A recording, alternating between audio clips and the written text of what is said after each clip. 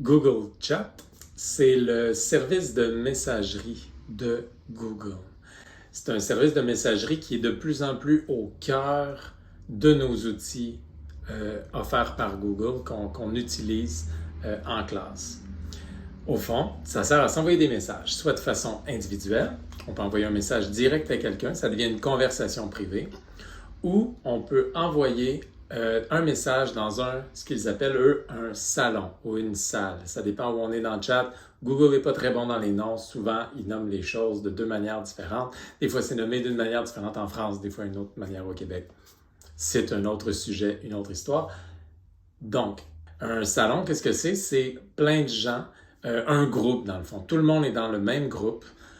Et ensuite, on se partage des messages. Un message qui est envoyé à un groupe est envoyé à tout le monde. C'est vraiment deux façons différentes d'utiliser chat qui s'entremêlent. Donc, on n'a pas à choisir une façon ou l'autre. Des fois, un message s'adresse à une personne, on lui écrit directement. Et des fois, le message s'adresse à tout notre groupe, alors on leur écrit, on envoie quelque chose au groupe. Essentiellement, c'est ça. Mais ça va beaucoup plus loin, Google Chat.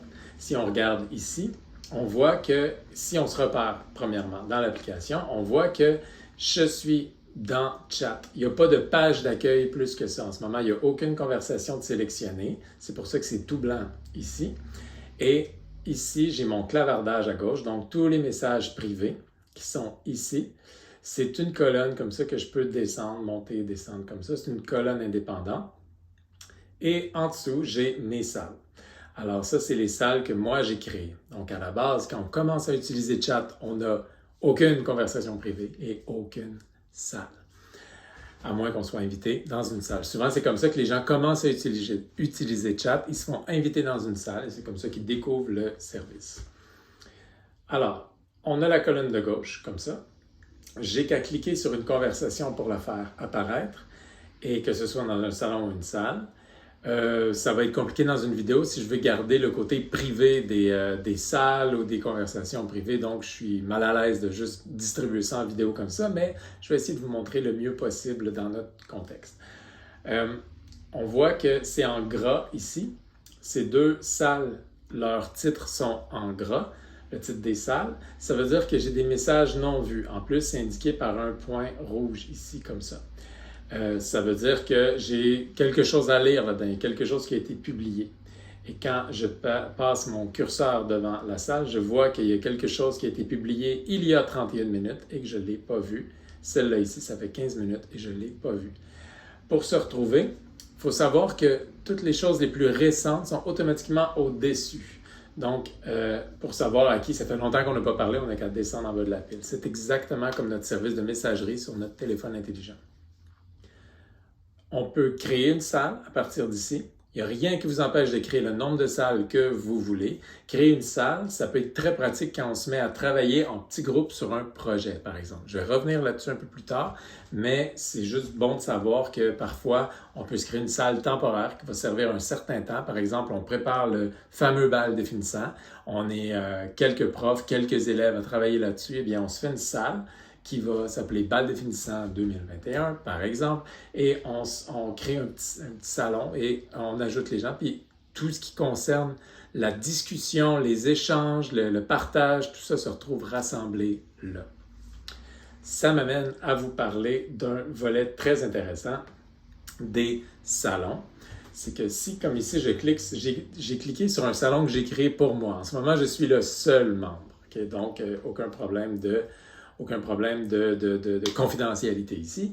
On voit en cliquant sur un salon qu'il y a trois onglets qui sont disponibles. Le premier onglet, c'est Chat, donc c'est ce qu'on connaît, c'est l'échange de messages, tout ça qui est normal de n'importe quel service de messagerie.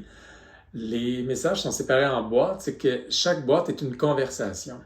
Donc, on ne le voit pas ici parce que je suis un peu tout seul dans ce salon-là. Mais si on était plusieurs, on verrait l'échange de messages selon un sujet. Donc, on nous invite, dans le fond, quand c'est écrit ici en bas complètement de toutes nos conversations, on a tout le temps le bouton « Nouveau fil » dans le nom du salon. Alors, ici, en cliquant sur « Nouveau fil », je viens commencer une nouvelle conversation. Et si j'ai une conversation déjà commencée puis je veux répondre, ben, j'ai qu'à répondre. Donc, j'ai une place pour répondre en bas de chacune de ces boîtes-là. Ça me permet de suivre la conversation. Par exemple, si on a une conversation sur le sujet A, eh bien, la conversation va se dérouler, elle peut durer longtemps. Ensuite, elle va être mise de côté, puis ça va être poussé un peu plus bas par une nouvelle conversation qu'on va mettre sur un autre sujet. Mais si quelqu'un veut rajouter quelque chose au sujet A, et que le sujet B a pris toute la place, bien, dès qu'on ajoute quelque chose dans le sujet A, il va remonter à la surface, on peut dire, puis on va le voir en arrivant dans le salon. C'est comme ça qu'on finit par se retrouver. Et il y a toujours aussi une ligne qui traverse, qui nous montre ce qu'on n'a pas encore vu dans les salons. Donc, au début, c'est un peu mélangeant, il faut s'habituer, mais il y a des outils qui sont intégrés pour faire en sorte qu'on voit les nouveautés qui ont été écrites qu'on n'a pas encore consultées. Alors, je m'en viens ici. Donc, je vous parlais du premier onglet. Le deuxième onglet, c'est l'onglet Fichiers. Alors, dans l'onglet Fichiers, c'est tous les fichiers qui ont été partagés dans le salon. Si je veux partager un fichier, il n'y a aucun problème. Dans le salon, je m'en viens dans le chat. Et si je veux faire une réponse, donc dès que je veux écrire dans le chat, j'ai plusieurs options ici à droite. Une des options, c'est d'avoir accès à mon Google Drive. Donc, je peux aller chercher un fichier dans mon disque et le partager dans ce salon-là. Automatiquement, il va y avoir une bulle qui va me dire, est-ce que vous voulez vraiment partager ça avec tout le monde du salon? Ça va donner l'autorisation de consultation à tous les gens du salon. Ça va leur donner automatiquement l'autorisation de consulter votre fichier. Si on a un fichier privé et qu'on le met dans le salon, c'est normal, si on le met dans le salon, on veut que les gens puissent aller le voir, donc il est plus privé. Il est devenu maintenant accessible aux gens de ce salon-là. Donc, ça se fait tout un peu automatiquement par Google, ce qui est très pratique quand on travaille en équipe. Et dès que j'ajoute un fichier dans la conversation, il se classe automatiquement ici, dans la section « Fichiers ».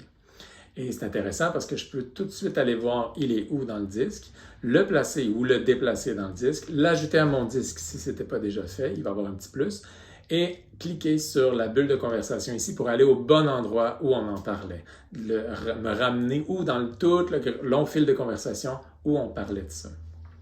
Alors, c'est ici qu'on voit tous les fichiers rassemblés. J'ai certains salons qui ont une cinquantaine de fichiers comme ça. Donc, tout ce qui est abordé est automatiquement classé là. C'est très, très, très pratique. Si je vous ramène au travail d'équipe, un petit salon, par exemple, je reprends l'exemple de mon bal de finissant, eh bien, si on a un document de travail collaboratif, si on a un Google Sheets pour calculer les coûts et tout ça, eh bien, tout peut être rassemblé là-dedans, automatiquement partagé avec les personnes concernées et accessible facilement. Très facile de s'y retrouver, pas besoin d'aller dans le Google Drive puis de chercher il est où mon fichier, tout ça. C'est tout là, devant nous, dans Google Chat. Une dernière chose, c'est tâches.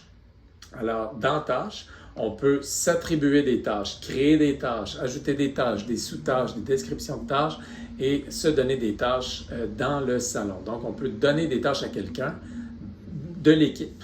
Dire, par exemple, c'est toi qui s'occupe d'engager le photographe pour le bal des finissants, donner cette tâche-là à quelqu'un dans le salon. Alors, c'est vraiment un service qui est intéressant pour travailler en équipe et bien s'organiser tout ça. En passant, c'est quoi ces tâches-là? C'est un autre service de Google qui s'appelle Google Tâches, Google Task en anglais, qui est une appli sur votre téléphone, si vous voulez. On la retrouve aussi dans le panneau de droite ici.